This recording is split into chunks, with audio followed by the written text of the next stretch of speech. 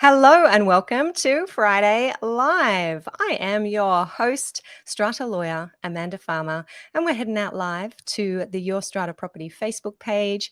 We're going out to my LinkedIn. We are going out to YouTube. It is so good to be here with you live today. How is it in your part of Strata world? Lots happening as usual. It is in my part of Strata world, right where I am, right here. It is hot. Just hot, hot, hot. We have had some sweltering days. I think it's been pretty hot in Sydney as well, and it's not looking any cooler over the weekend. We've got some bushfires that are burning a few kilometers away from where I am. We're all safe here, but there have been a lot of very good people working very hard to bring that one under control. So far, not happening. So sending our best wishes and thoughts to the people who are affected by those. I am seeing many of you come on in live today. Anna is already straight in with a hello. Hi, Amanda. Yes, it's very hot here. Yeah, maybe autumn, winter will come at some stage. Maybe not, just the way it is right now. We're going to be talking a little more today about the climate troubles that many of us have been experiencing around the world. I'm bringing you a fascinating insight in a strata context, let's say. Today, if you've seen what I have prepped up on the email and here on the page for you, you are in for something of a treat here today with our special guest. So we do have a special guest today. I didn't give you much info last week because we were still putting this together, but I did hint that we would have an extra special guest here today. And yes, indeed, he is waiting in the wings and I'll be bringing him on in soon. You're all coming in. You're coming in hot. You are ready to go. Patrina is saying, I just got out of the pool for this. Love it, Patrina. Thank you for making the effort. It must be hot where you are as well. I think I'm just going to go to the pool after we have this chat. That's often my plan on a Friday. Lovely to have you here. If you want to say hi, I always love to see your hellos here on Facebook. If you're on LinkedIn, drop us a comment as well. I have been deep in some legal work today. Yeah, do a little bit of that from time to time. I am heading interstate on Monday. I'm heading down to Victoria to work with some clients who live close by the New South Wales-Victoria border and having to do some submissions, some legal writing in preparation for that. That's happening next week. And earlier this week, we had our Pro member webinar all about how AI, artificial intelligence, is set to revolutionize our Strata space, the way that we live, the way that we work in Strata. We had many, many Pro members, people interested, tourists checking in on our webinar, joining in on Wednesday. Our special guest expert was Daniel Boren from the Maxsoft Group, and he walked us through the tech, explained what it is that artificial intelligence is, how it works, what it's doing, and what's changed in just the last few months to make it really accessible by us everyday people. And we walk through together the specific tools that Strata managers can be using, that committee members, owners can be using to make their experience living in, serving Strata communities much, much smoother, saving hours in their day. These are tools that I'm using. I was deep in AI tools earlier today. They're tools that Daniel's using, and we were able to share those with everyone who was on the webinar. For those who are live on the webinar and for our Pro members, they got a special download setting out all of the AI tools that I've been able to gather, get my hands on so far to have a look at, try out, and I recommend that you all go and have a look at as well. So those live on the webinar were lucky enough to grab that download. Seeing you all coming on in now saying hello, hello. Anna saying that should be hopefully a little cooler for you. Yeah, down in Melbourne. I'm not sure. I haven't checked yet, Anna. I haven't started packing. Usually when I get the suitcase out, going through the wardrobe, packing for the trip, I have a look at my weather zone and check what the weather is. We'll see. Cheryl's here saying hello. Thank you for the flowers, Cheryl. Good to see you. Sean saying, hi, Amanda. AI webinar was excellent. Been playing with it. Yeah, great. It was good to see you on the webinar, Sean. So pleased that you're already diving into those AI tools. I have had a particular strata management company that has requested delivery of that AI webinar and some more education and training about AI specifically and digital tools to their cohort. So that's really exciting that strata managers seem to be grabbing this technology, really wanting to understand it, to use it. We talked a little bit in the webinar about the potential for fraudulent use of artificial intelligence, and we're already seeing a little bit of that happening. I think absolutely we're going to have to be on the lookout for that. And what I said in the training was, in order to be across fraudulent use of AI and fraudulent use of technology, you kind of need to understand how it works. And you're already on the front foot if you understand what's possible with this technology. If you're then being hit with some kind of cybercrime, then you are aware, got your eyes open, let's say. I had my 10-year-old in here when I was putting the webinar together, and I was playing around with the Synthesia was one of the apps that I was looking at, and I was playing around with the AI video, and it produces an AI. She's not a real person, she's an AI, and she says whatever it is that you want her to say. And I was getting her to welcome in new members to a Strata community, thinking that it's the kind of video that you could put in an email and then hit the send button, and you have a unique email going out to every owner in a new building, welcoming them to the community. And it's a real person, seems to be. This is not real, but seems to be a real person saying welcome. And I showed my son, I made a little AI video for my 10-year-old son, and it was saying hello to him, and it was giving him a personal message from me. And he looked at it and he went, that's AI, Mom. And it's not even that good. And then he just walked out. And I went, oh, okay. So the kids totally get it. They're across it. We're all getting very excited in the corporate space about it, but they know what it is. They know how it works, and they can pick it. They can pick when something's not real. So I found that really interesting. More of you coming in saying hi. Petra's here from Shell Harbour. Great to see you, Petra. Thank you for joining us. Christopher Gray is here from LinkedIn saying, been a while. Hey, Amanda. Well, great day. Great day to be tuning back on in, Chris. We have a stunner of a chat for you today. I will very soon be welcoming in our special guest for today. Before I do that, I want to know, have you caught this week's podcast episode yet? It was one of my regular chats with Strata manager Rena Van Alst. We were sharing our wins and our challenges from our week in Strata. I actually received a message overnight from a friend and a colleague, a fellow Strata lawyer, who was telling me that she was tuning into the podcast after dinner and really learned so much from it, took a lot out of it, and had some opinions to share with me as well, which I always love hearing from my colleagues. So this episode, Rena and I covered a few things. We talked about the legal obligation of an owner's corporation to meet loss of rent claims and other damages claims from owners where there is a failing in the common property. There's been a water ingress, for example, and an apartment has become uninhabitable. What is it that makes an owner's corporation responsible for having to meet a landlord's loss of rent or having to pay temporary accommodation costs for an owner who may have to move out? And Rena's example, she's working with a client at the moment where the owners corporation is doing everything they can to move quickly, to solve this problem, to repair the common property. There hasn't been any delay. They didn't know about the issue. The first time it came to their attention, they acted on it. And Rena was asking me, why is it that the law holds them to such a high standard and requires them to essentially act as an insurer for an owner and cover these kinds of losses? So we get into that in a very helpful, I think, way in that podcast chat. So definitely go over and check it out. We do have a link here for you that will be coming into our comments here on Facebook. Direct link to episode 353 if you haven't caught it yet.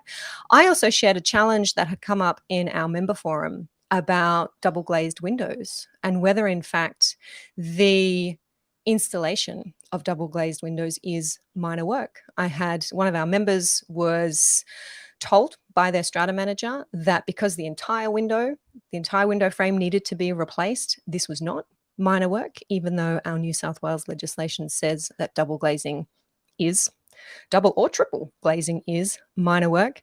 And we had a bit of a discussion about the interpretation of that section in our legislation. And Rena made the very good point that strata managers should be careful about assuming how it is that building work gets carried out. One point that was made was that it's actually, we thought it may not actually be possible to have double or triple glazed windows in place without removing the entire window and actually replacing it with an entirely brand new window. So anytime someone's going to be double or triple glazing windows, they're going to have to be removing the whole thing and replacing the whole thing. So for that reason, we thought maybe the strata manager had overstepped a little bit in expressing their opinion on what constituted or what was comprised in this kind of work. And Rena gave some very good suggestions to strata managers about needing to be careful about that kind of thing. So great one in that episode. A couple of other important points coming up there too. I'm not going to cover them all because I want you to go over and have a listen to it. Check it out. Listen to it over the weekend. There's the transcript there for you on the website as well. You can always opt in to grab the transcript and it will be delivered to your inbox. A good one to share with your strata manager, with your fellow committee members, other owners who are interested in improving their experience of strata living. All right. Well, you're all here. You're all warmed up. You're all ready to go. And we have lots more to talk about with our special guest today. His name is Colin Campbell. Colin is a Kiwi who, with his wife Jo, invested in Strata in 2002. They bought into a building that is 186 lots in Sydney, on Sydney's Hyde Park. So a large strata scheme. Typical of many large strata schemes, I think, there were some problems. Colin describes it as some infighting at the time. Compulsory managers had been appointed. The Capital Works Fund was running low, if not in deficit, and there was a need for some pretty significant special levies.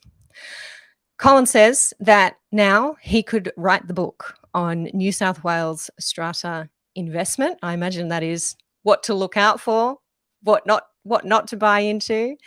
And he says you'd be able to see your building in the pages. So many of you will have been through this experience. In 2014, Colin got himself elected to the Strata Committee and he became the chair in 2017. At that time, he inherited a $700,000 loan and there were 3 ongoing legal cases. There were large capital works projects that needed to be done. And Colin says, in rugby terms, it was a hospital pass. But fast forward to today. So that was 2017 when Colin became the chair. Today, 2023, there have been no legal cases, Colin says, in the last 6 years. All the loans have been repaid. The building undertook a major rooftop refurb, pool, spa, gym, waterproofing with no special levy. And this work was completed during COVID.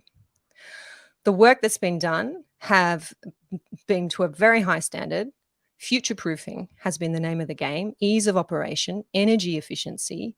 There has been a real change in focus from can't do to can do. Colin says that he has a hands-on approach with all of the committee members, with all of the Owners Corporation members when it comes to projects, and the owners themselves are putting their hands up to be involved as well. The community was able to give levy relief 1 quarter free during COVID and is committed to putting out publications for owners that clearly and simply talk about the building and how it is that strata works, so educating from within. The building, Colin says, has the lowest levy debt rate in New South Wales at 1.6% relative to its building size. I'll be interested, Colin, for you to let us know how you get that data. Over $1.3 million is in the bank, and there is a staged capital plan to make sure there are no levy blowouts as best we can plan for that, with an emphasis on the owner's footprint and not the engineer's footprint. With the crazy weather that we have had in Sydney, and this is an older building, the building's only had 3 minor leaks, and the AFSS gets the annual fire safety statement, I should say, gets completed on time and without any drama. He is a hands-on chairman. He knows his owners and the contractors that provide services. Colin says he doesn't hide behind engineers' reports, and he has a very solid hands-on approach to the direction with support and participation from his entire owners corporation. When there are 8 votes for at a committee meeting and 1 vote against, Colin actually spends time separately with the dissenting owner to understand what the issue was. You may have seen Colin's name here before on Friday Live. He is a constant contributor to our discussions, a valuable contributor to our discussions. And I'm told that Colin actually took the exams to qualify as a strata manager in New South Wales because he wanted to clearly understand what strata is about and the issues that they face. Now, Colin has worked closely with my friend and colleague, fellow strata lawyer, Alison Benson, who you have all met before. Alison helped the building to rewrite their bylaws, presenting them in a way, Colin says, that is owner-friendly and not developer front-end loaded, as is often the case for buildings that haven't had their bylaws looked at for a long time. Now, as we're going to hear from Colin, it hasn't all been roses recently. Colin lives on the east coast of the North Island in Napier, New Zealand, where he has a sheep and beef farm as well as a vineyard producing 250,000 bottles of Sauvignon Blanc and Chardonnay. Now, last month, that is precisely the place where Cyclone Gabrielle struck. This year's vintage is totally written off, and the infrastructure damage, both to housing and to farms, is catastrophic. This was a 1 in 500 year storm and gave near 50% of the annual rainfall in 24 hours. There was no power for a month. Power only came back on last Saturday. Now, Colin and a community of 50 families, including children, have been isolated due to a bridge collapsing, and their area is landlocked. So all food, fuel, supplies have been helicoptered in, and they will be for another 3 months or so. Now, Colin has put to incredibly good use all of the skills, all of the learnings that he's gained over years, leading a troubled building through to success. And he is going to share that with us here today. That's enough of me telling you all about Colin. The man himself is here. I'm bringing him right on in here now. Welcome, Colin Campbell. Thank you very much. I actually, when you were describing that, I thought you might have been talking about someone else there for a minute, Amanda. But no, look, it's great to be here. Someone asked me, how are things going, and normally, most men would say, yeah, great. But I'd say in the last month, pretty crap, really. We'll be sharing later on some photos, but just to see the sheer devastation of where you live in an area that physically is actually bigger than Sydney. One of the areas where we live in the Hawke's Bay, it's bigger than Sydney. So if you can imagine all of Sydney being literally semi-wiped out, it's just mind-blowing. But we'll share some of this. We absolutely will share some photos and some video that Colin has put together for us. You're not there right now. You're in Sydney right now, I understand? No, I managed to get out, and we'll show you how we did that. It was either by helicopter or by a small dinghy that we've installed. But I actually never discussed this with you, Amanda. I got approached about 8 months ago by one of the large building managers, and they wanted to talk about how to create community. And so I was flown over here for a meeting for a couple of hours, just to talk about how that could be done in a 2-year project with about 10 or 12 other people.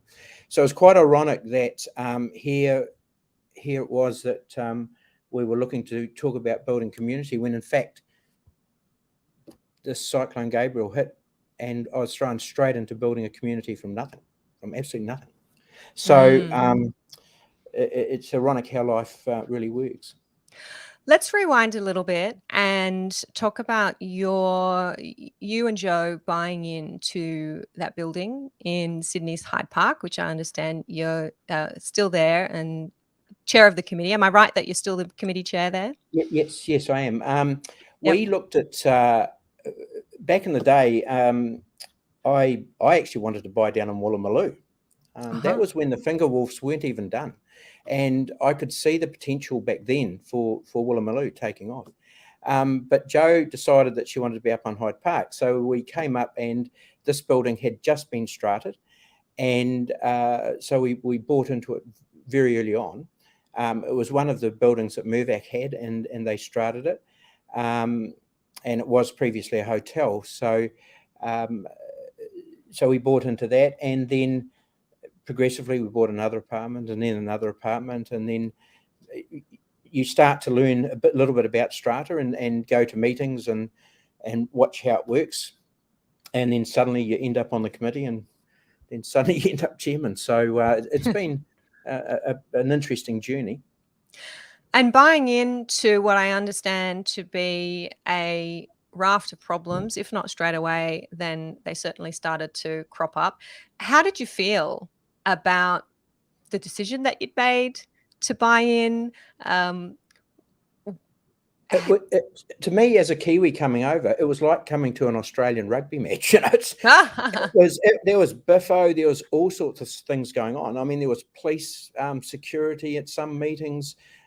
People were standing on chairs and throwing things, and it was like going to the circus. And I never realised just how things could go so terribly, terribly wrong. And it actually started because the original developer, as they do, they wrote themselves a beautiful contract of management, hundreds of thousands of dollars to manage the building, which is typical. And when people buy in, they don't really see that small print. But after they've been here 4 or 5 years, you're wondering, why are we paying these people $400,000 a year? What are they actually doing? You know, so as I said, you could write the script because there's so many large builders been through this. The developer then backs out, sells it to a lending agent, who then buys the contract because a $400,000 contract is a good contract to have. And then that contract very quickly runs out and things get very real. And suddenly the 400 becomes 200, becomes realistic. And they've got to sort the mess out. And also the developer often has not spent a lot on maintenance. So the capital plan thing never happened. As you know, with the legislation, it came later. So a lot of people were in catch-up mode, and we were one of those buildings. So, and what surprised me, and you mentioned Alison before, but the legal fraternity in Sydney is not very large in terms of strata. You all know each other, and the issues that are going on in one building are probably just the same going on in another. And what I really loved about working with Alison, and you too, is you spend a lot of time getting people out of court and not putting them into court. And that's very unusual for a lawyer. In other practices in commercial areas, they're into court. But you guys spend a lot of time educating and keeping people out. And I love that philosophy. That's why I do anything for you guys, because you're doing so much to contribute to the industry and to the education of the industry. And that's really critical. Thank you. As are you, not just right now, but being in Sydney to be there and discuss with that building management company how to build community at such a critical time for your community back in New Zealand. We will soon. I know a lot of people are tuning in to learn more about what's happening in New Zealand and to find out how they can help as well. And we're definitely going to get to that. Before we do, tell us a little bit more about your building in Hyde Park and how you were able to turn it around? I mean, I said in the intro there, you've done a lot of great things just in the last 6 years or so, including during COVID. What are some key lessons or learnings that you might want to share about that experience of the last 6 years? Well, look, the first cases that I got given, if you like, from the previous chairman, and the committee was pretty much the same. But what I found was that a lot of legal actions are taken almost because of spite. It's a deep-held hatred, and it's very deep. And someone has to pay, and they've got to be taught, and it goes into this. So I looked at the first case, and we'd spent $28,000 on lawyers to get $32,000 back. And the next bill was about to come up. If I went to the next phase, it was going to be $34,000 to get 32 back. Now, the principle of hitting that person with a $32,000 bill was driving the argument, not the fact that we'd spent 36 or more to get it. So I just said to the guys, just forget it, just walk away. Now, subject to the fact that if anything else came up, we'd have to have a look. So that's the first one. We actually walked away. So that one was gone. And a couple of the other cases were due to poor administration. We had things like, accounts that turned up that had been sitting on someone's desk for 3 years, that sort of stuff. And that was really just poorly set up administration between building managers and strata managers. So those were very quickly fixed because we did owe them money. So there was no issue there. But what it told me was that I had to really deep dive as chairman into how these people function and how they operate. And so it was as much about cleaning up the way we work that then prevented the problem occurring. Because a lot of time had been spent trying to fix the problem when it occurred rather than fixing it before it actually got to a problem. And that's sort of the change in philosophy a little bit. And would you say putting in place systems and procedures to be able to avoid these little fires so you didn't have to spend the energy putting them out? 100%. I mean, because, I looked at it today and prepped for this, and we've been through, what did I have here? 5 building managers and 6 strata managers in my time. Yep. Now, those strata managers, a lot of them are in the industry for 1 or 2 years. It's really tough. It is super tough on them. And they can't hack it. They get out into other industries. There's a lot of poaching going on between the strata companies. So, they're getting poached. So if you said to me, Colin, you've been here for the long haul, my strata managers and my business managers and building managers haven't. So you must have strong systems that override their replacement. And even within strata, if you look at strata managers within one company, they actually do things differently. Different strata managers within the same company? 100%. 100%. And so you've got to, and that's because of the system. Some of them actually fly by the seat of their pants. And I have a very real rule for my strata managers when they come to a meeting, is if you say something that is fact, you better back it up. So you better have the piece of legislation that backs it up, and you better put that in front of me before you say it. Okay, so I'll pre-warn them it's coming up. They do their research, they get their info. Because so many times I've had strata managers make a statement. You talked about windows earlier. That's a classic, isn't it? It's a strata manager giving their opinion of something from their point of view. Based off what? Based off what? And as lawyers, we're trained not to communicate in that way. We will always have the reference to the expert or the legislation, as you say, the report that we're relying on, and we're not independently forming these conclusions. But that's a big part of the way we're trained. And do you think that that's lacking in a strata manager's training, and that's perhaps why they may overstep sometimes because they just haven't been taught otherwise? Possibly. It can be down to experience. A lot of new people in the industry, a lot of people with 1 and 2 years experience. Yes. And what I learned when I did the strata manager's exam is a lot of them fall back on what they know in their building what's going on in their life Right. and what they've been told in that. And so they'll fall back on that very quickly, but it presupposes that was correct in the first place. And Exactly. and one of the areas, and it was an absolute classic in ours, is we did a document called Who Pays? Strata Community Australia wrote the document. We amended it for our strata. Great. And one of the biggest bitches of an owner is they come and they'll go to the strata manager and get told one thing. They go to the building manager and get told another. And they themselves believe something separate because a friend told them. Yep. So to have a document that is given to the strata manager, given to the building manager, and given to the owner, they're all reading off the same songbook. Now, and it's produced by Strata Community Australia. So it's a great document. And but what really surprised me was when we started that and we went through and reviewed it, do you realise it took 3 months to get agreement between the strata manager, the building manager, and the OC? They couldn't agree. So here we were as I 3 believe that, yes. advisors not agreeing.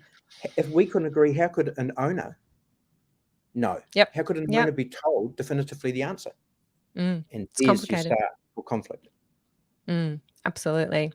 Well, I want to get into, Colin, how you have been able to apply these skills that clearly you've developed over many years of bringing this building up to scratch, dealing with difficult people, perhaps in difficult situations. And I think maybe we'll start by showing people exactly what has been happening in Napier and in your part of New Zealand. And we can do that because you've put together an excellent video walking us through essentially the devastation. I'm going to share that here on the screen. Just let us know, Colin, exactly what part of the country your community is located. I know there's a specific name. Yes, yeah. We're in Napier, which is on the east coast of the North Island, in a place called Hawke's Bay.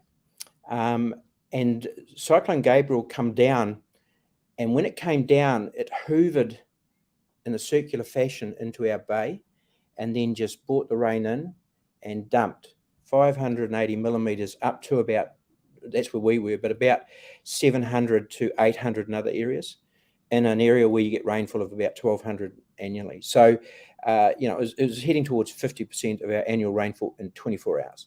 And then in 3 hours, we got about 175 mils. It really just came down.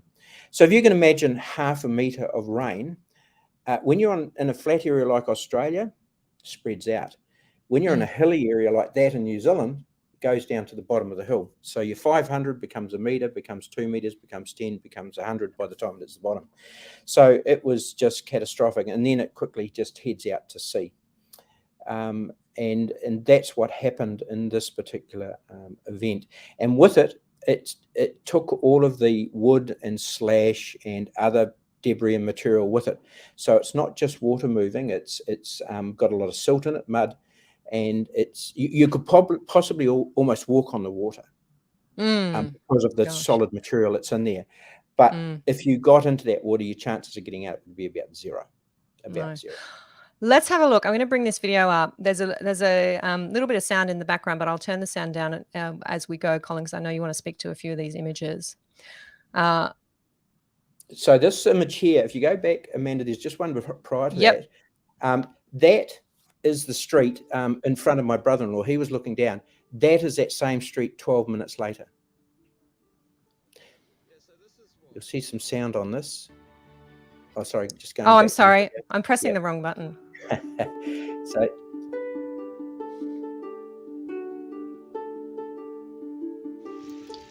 yeah, so this is what I woke up to this morning, which is basically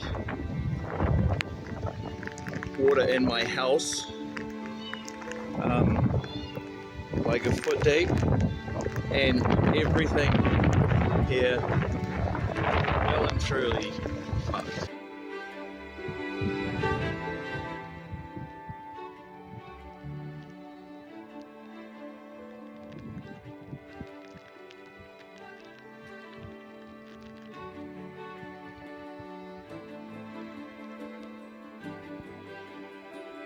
So this one here, Amanda, this slide, if you have a look at the roof in that house, you'll see how the iron is peeled back.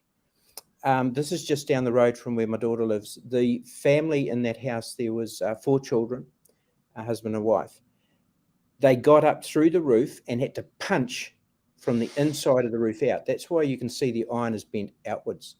And they were lucky because they had a small axe that was inside, and they used that to get out on the roof. Once they were on the roof, they were rescued by a helicopter. So, and you can see the silt that's outside. The water was lapping on the edge of that roof. And lucky is the word. I mean, yeah, 11. This one, yeah. Oh. Sorry, these ones here. If I stop there, Yep. These are vehicles just down the road from that house. Yep. And you will see the writing on the vehicles. That means that that vehicle's been checked and there's no bodies or anything found in that vehicle. Sadly, next, just opposite where that car was, that was our closest death. There was only 11 deaths, surprisingly. But the woman died in her house, sadly. This is my daughter's house. It's a bit like a Queenslander, you know, it's up on stilts. The only house on stilts in that valley, my 1929 Buick. This one here, you can't see me in that. That's some timber that they've picked up. But look at the volume of it. Yeah. It's just massive. That's the coffee cart from our local vineyard. Debris across the road. This is what landlocked us. We couldn't move. The roads have just collapsed, and you can see the water running down. The bridge across that valley gone. All of the shrubbery gone. Just stop there if you can, Amanda. That's a can of Coke equivalent size. That's an RHS beam that was underneath the bridge. Now, if you look at the next image, look at how those beams are bent. Now, that would take thousands of tons of pressure, and that's what water can do. It just ripped the bridge out. That's the lake that appeared on our road that was never there before, and you can see the digger in there. You just can't drive through it. You'd be over your bonnet of your car. So this is the NH90 helicopter coming in with supply. Now, this one, stop there if you can. This particular gentleman here is the chap that rescued those people off that roof. But you know what he does? He fights fires here in Australia. He flies here to Australia to fight your bushfires. Yeah, he's probably down the road from me at the moment. Yeah, absolutely. Well, he's not at home. He's finished flying. So the army, they've been bringing us in supplies of food and bits and pieces. This helicopter here, you'll see the mechanic working. It had a hydraulic failure at about 50 feet off our little helipad that we made up, and came down extremely hard.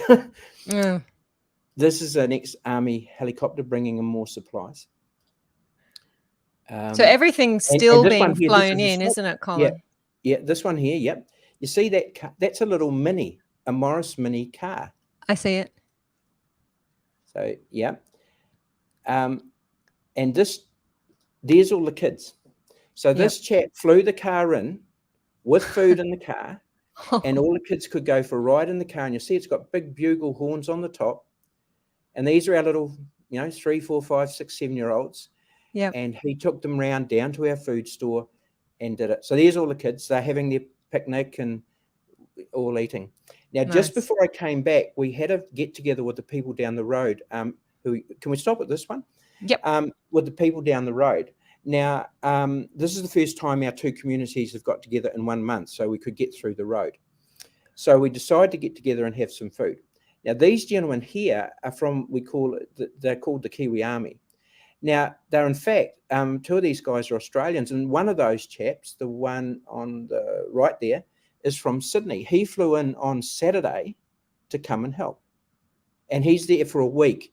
And what they were doing was, we had our own little raft. You can see it down in the bottom right-hand corner, and we set that up so that we could get backwards and forwards across the creek.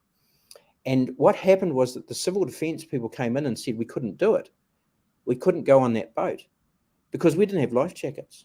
So they prevented us from using that and getting out of our community. So you can imagine, I mean, they had police there and everything. Lucky the guys weren't hurt that said no. But that's our only way out. Yep. This is my wife, Jo. This is us coming out to see you. We had to go across that waterway in this dinghy to actually to get out. It's our only way. So as you can see with that, if you can imagine bringing in food for all of those people on that little dinghy, don't work. Gas bottles, petrol doesn't work. So so it's it just puts in context what we're going through.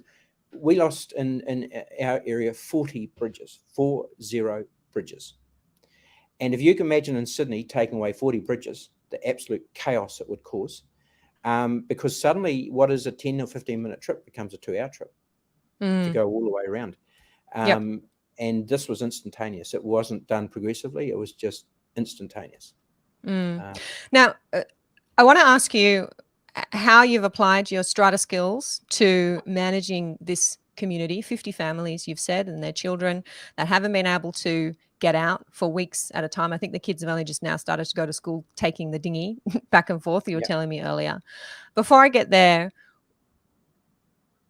am I right that the community is still in need, and there's a way that we can be helping you? Yes, there is. Basically, what we did very early on is when this happened, we were landlocked. We didn't have comms. What happens is when you have no power, the cell phone signal stops, because cell phone towers require electricity to operate, and a lot of towers have a generator backup, but when the generator runs out of gas, no cell phones. So we totally lost our comms. So we went out just the old-fashioned way and pushed out the roads with our tractors to see how far we could get and who we could find and if they're okay.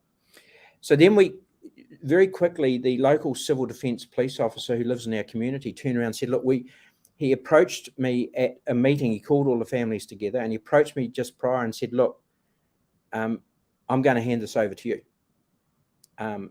You've got to sort this out, right? So basically, I had about 5 minutes warning, I suppose, that it was going to occur. And I checked with one of the elders. I'm old school. There was a chap that's lived there for 86 years. And I went over to him and I said, look, I've been approached. What should I do? And he said, you can do it. He said, you're able to do it. I said, fine. So I went back and said, yep, okay, I'll do this. So straight away, the first thing I did was we got 28 kids, formed a school, didn't have a school. The school teacher said, can you start the school? Leave it to me, I'll get the resources. You just start the school, look after the kids. Food, we needed food urgently. So talk to friends and spread the word that we needed fuel. And some of our friends are helicopter pilots, so they were able to fly the food in for us. Welfare, I grabbed 2 of the women that were there and said, look, can you go and meet the wives and just talk to the wives about what's going on? Because if you ask a lot of the men in a country setting, how are you? They'll say, okay. If you ask their wives how their husbands are, they'll say, not good. So that was a way that we could do a semi-welfare check. We needed generators. There was 27 houses without power. And a lot of them smaller lifestyle, about 10 acres. So we went and got 27 generators from friends and borrowed them. Generators run on petrol. When you've got a 10-acre block, they've generally only got a litre for their mower. So they were burning about 10 litres a day. So we then had to go out and get petrol. Rubbish, where do you get rid of your rubbish? We set up a recycling centre with someone. Comms, we had a person that they had Starlink, and Starlink was the only thing that worked. So with the Elon Musk's satellites. So we used them to be able to communicate, and then they could get information in. More recently, 3 weeks in, the reality's hitting a bit. And so we're watching people a little bit. In a community like ours, a lot of people have guns. And so, we're just a bit worried about people. So we've taken, there's probably one person we're just quietly just storing their guns and ammunition at the moment. And grants, government grants. There's a lot of help from the government for people, but most of them on the internet. you've got to log on, fill in an online form. How do you do that without power, a computer, and the web? Yep. Can't do it. So what we've done is we've got the services, people coming in, and this is one thing that you talked about Strata, but I'm a very person-to-person type of person, and so we got these people in to sit down and sign it off face to face. And you mentioned before about when someone votes against. After a meeting, I sit down and I'm genuinely interested why they voted against, because sometimes there's a very, very, very good reason. And often people struggle to enunciate what that is. Yep. It just means that, as a chairman, I get a balance and I can get a feel for it. So we did that very quickly. And it wasn't a sort of a me in charge role. What I did is just let the people do in a very laissez-faire what their roles are. And then I was just keeping an eye on where we needed resources. For example, in the school, they needed books and things like that. I went and tapped a friend who I know works for the ministry, and I have a lot of contacts. So suddenly all these books turned up for the kids. So we sort of had a lot of friends that we could do that for. But there's a couple of interesting principles in this, and the New Zealand Maori principles, and one of them you might not have heard of in Australia is a thing called manaakitanga. Manaakitanga. And what manaakitanga is, it's about hospitality, it's about kindness, it's about generosity, it's about support, and it's about it's about the process of showing respect, generosity, and care for others. So it's a Maori worldview based on that. Now, that worldview in this environment and in this circumstance works extremely well, because as a group, suddenly we're a tribe. Yep. We are a tribe, and we've gone back to very, very basic roots. We're eating in a communal setting. We do things communally. Food that is going off in one freezer becomes food for another, for a group. We're sharing our resources, so it's a tribe. And you're not elected to the post. Generally, what happens is people just float to the posts that best suit them. And it just happens. There's another thing that we have in New Zealand called koha. Now, when we got this free petrol in, what we did is we requested that people pay a koha. Now, a koha is a gift, it's an offering, it's a donation, it's a contribution, and it's to help maintain social relationships. So what happens is that we said, look, $2 a litre for petrol, $1.50 for diesel, but it's a koha, which means that if you cannot afford to pay, you don't have to pay. If you can afford $1 and the debt is, let's say, it's not really a debt, is $10, then $1 is fine. We accept what you give us and the debt is free. Now, the important principle here is, why are we collecting the money? We've got something for free. Why are we collecting it? We're collecting it because earlier I said to you, we had 27 generators that we borrowed from people. Those generators aren't designed to be going for 2 months continuously. So many of them are broken down and broken. We will go, and with the money raised, and if we get money out from here today, we will go with that money to buy new generators to give back to the people that are given to us.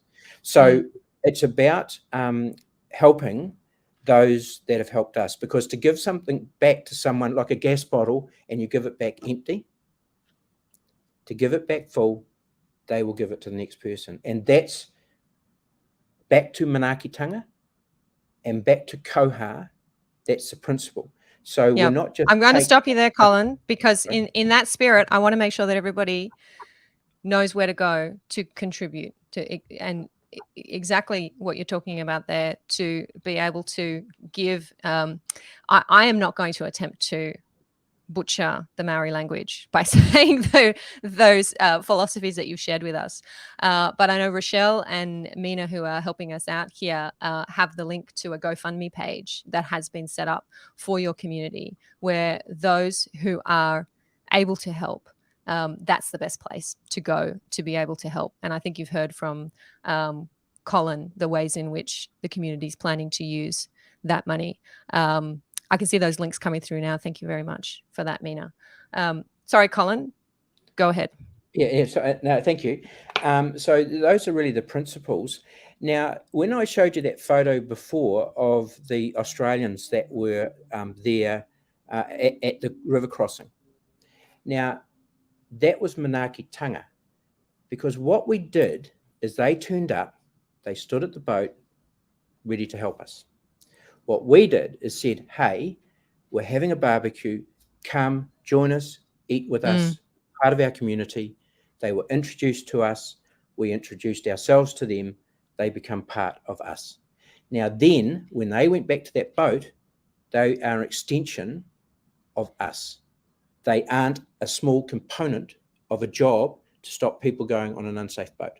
So you can see how, whilst it's very subtle, you do it here in Australia too. You come around to a barbie, you bring your beers, you bring your food, you bring your bits and pieces, and you enjoy each other's company. And it's very, very similar. But what's so subtle is that this doesn't naturally happen unless someone makes it happen.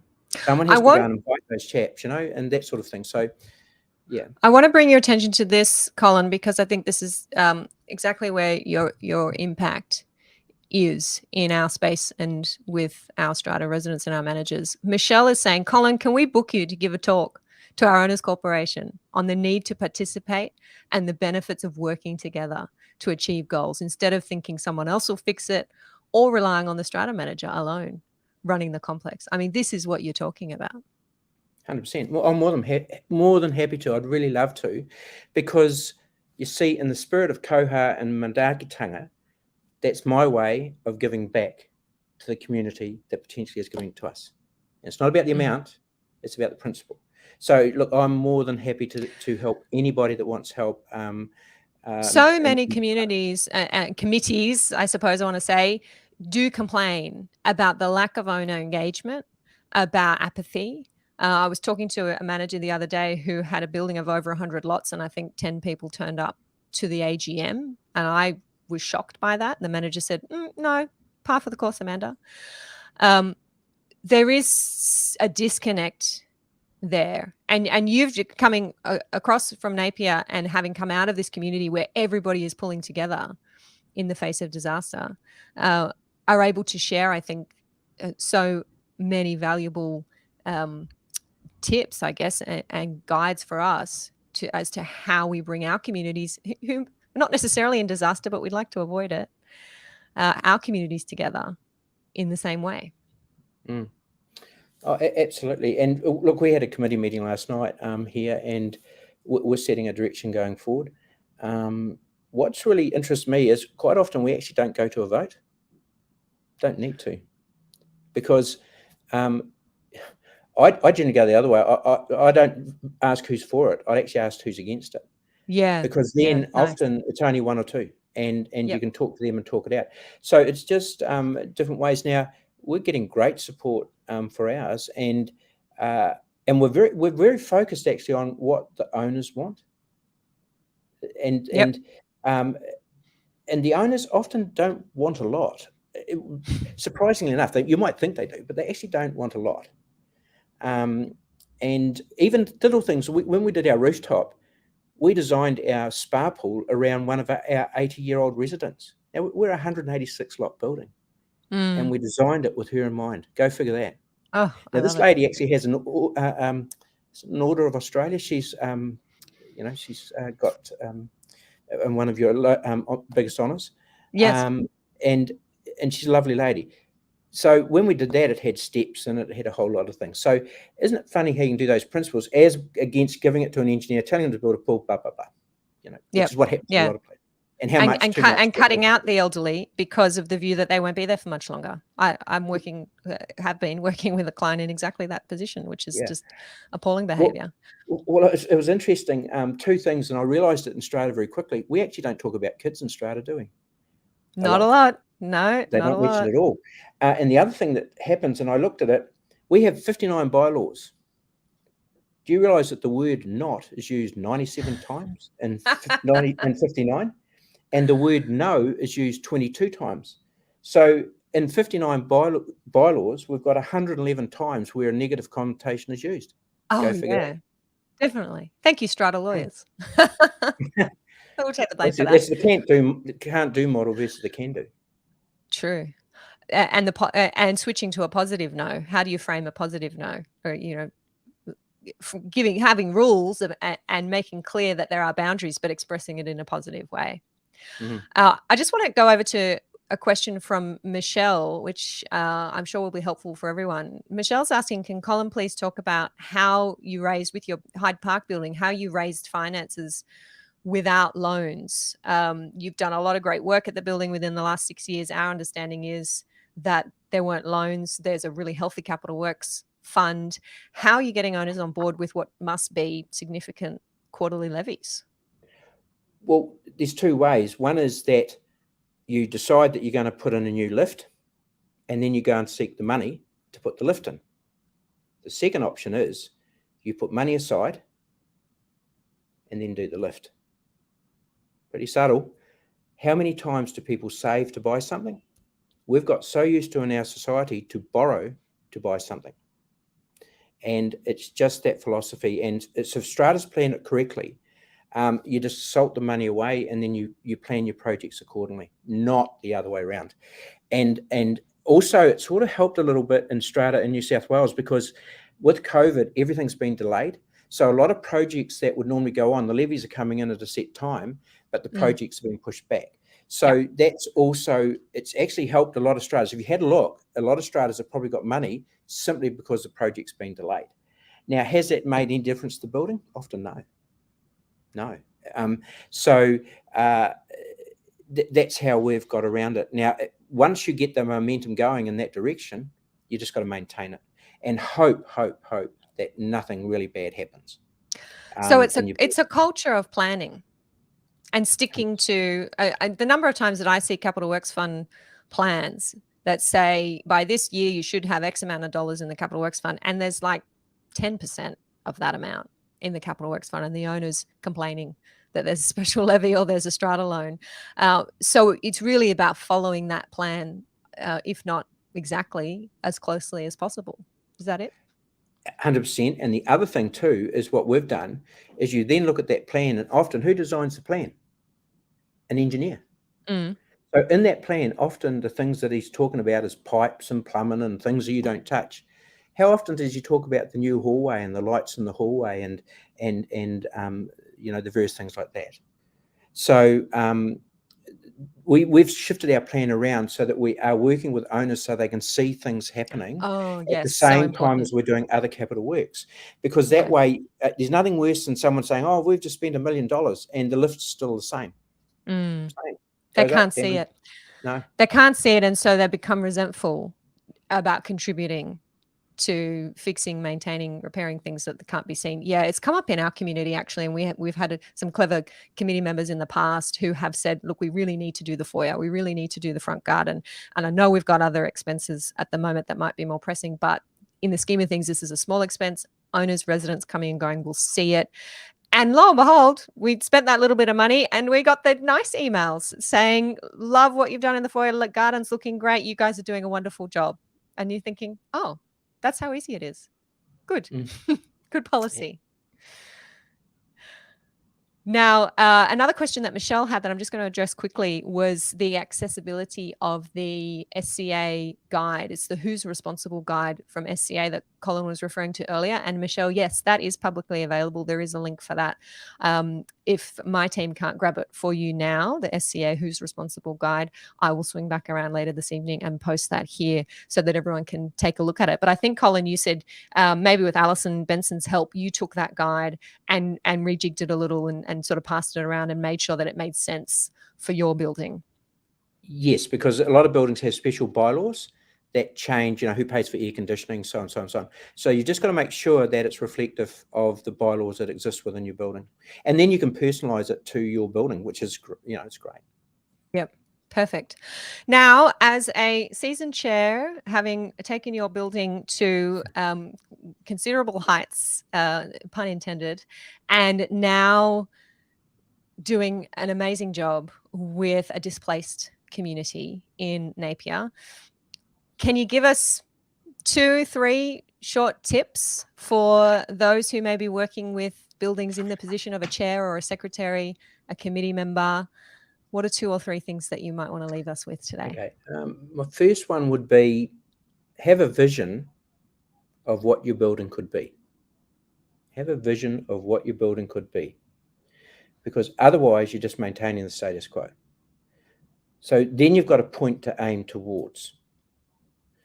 Otherwise, you're just following a set process, set often by someone else. Get on with your owners. Friends close, enemies closer. Friends close, enemies closer. Because Strata is about people. In Maori, they would say, he tangata, he tangata, he tangata. The people, the people, the people. It's about people.